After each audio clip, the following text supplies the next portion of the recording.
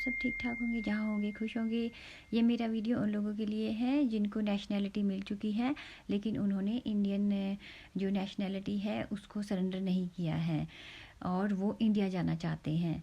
तो जब आपको किसी कंट्री की नेशनैलिटी मिलती है तो किसी कंट्री की, यानी कि स्पेशल तो पोर्चुगल में है हम, तो पोर्चुगल की नेशनैलिटी मिलती है तो विदिन 2 ईयर्स आपको अपनी नेशनैलिटी को सरेंडर कराना पड़ता है। That is necessary. अगर लेस देन 2 ईयर्स हुए हैं और आप इंडिया जा रहे हैं तो कोई प्रॉब्लम आपको नहीं आती है, आप इंडिया जा सकते हैं और आ सकते हैं। लेकिन अगर आपको 2 साल से ज़्यादा हो जाता है तो दिस इज़ क्राइम, ये बहुत बड़े क्राइम में काउंट होता है।